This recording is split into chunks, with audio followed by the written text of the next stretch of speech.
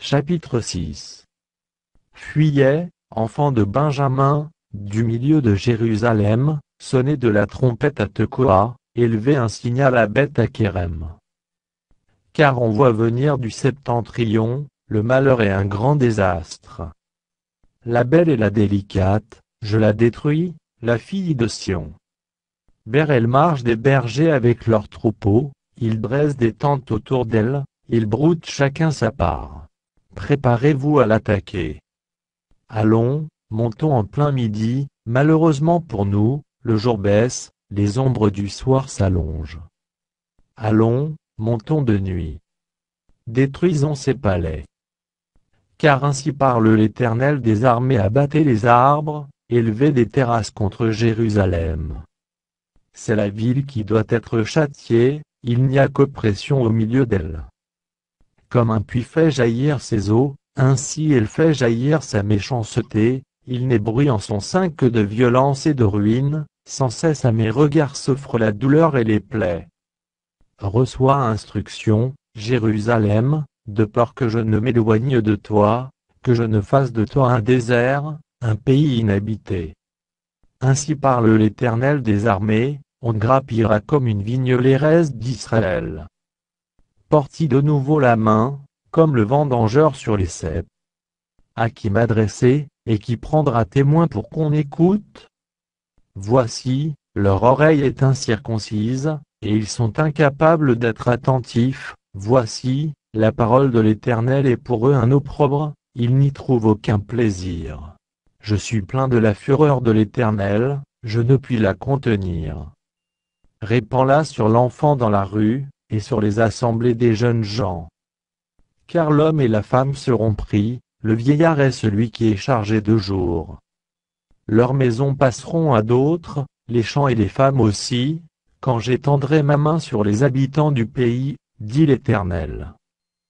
Car depuis le plus petit jusqu'au plus grand, tous sont avides de gain, depuis le prophète jusqu'au sacrificateur, tous usent de tromperie. Ils pensent à la légère la plaie de la fille de mon peuple, paix, paix, disent-ils, et il n'y a point de paix. Ils seront confus, car ils commettent des abominations, ils ne rougissent pas, ils ne connaissent pas la honte, c'est pourquoi ils tomberont avec ceux qui tombent, ils seront renversés quand je les châtierai, dit l'Éternel. Ainsi parle l'Éternel, placez-vous sur les chemins, regardez, et demandez quels sont les anciens sentiers, quelle est la bonne voie, marchez-y, et vous trouverez le repos de vos âmes. Mais ils répondent, nous n'y marcherons pas. J'ai mis près de vous des sentinelles, soyez attentifs au son de la trompette.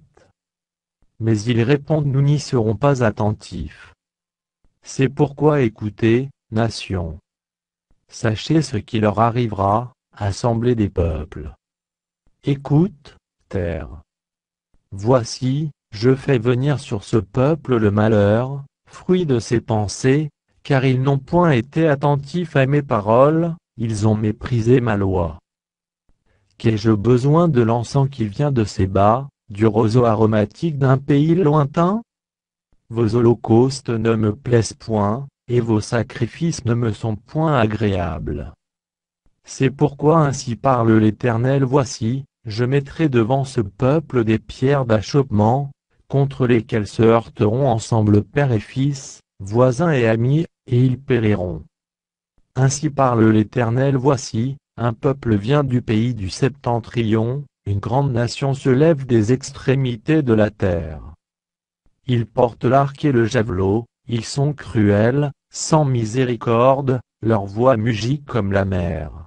Ils sont montés sur des chevaux, prêts à combattre comme un seul homme, contre toi, fille de Sion.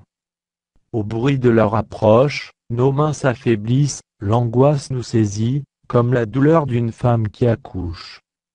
Ne sortez pas dans les champs, n'allez pas sur les chemins, car là est le glaive de l'ennemi, et l'épouvante règne alentour. Fille de mon peuple, couvre-toi d'un sac et roule-toi dans la cendre, prends le deuil comme pour un fils unique, verse des larmes amères. Car le dévastateur vient sur nous à l'improviste.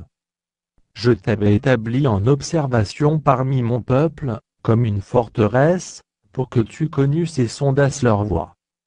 Ils sont tous des rebelles, des calomniateurs, de l'airain et du fer, ils sont tous corrompus. Le soufflet est brûlant, le plomb est consumé par le feu, c'est en vain qu'on est pur, les scories ne se détachent pas.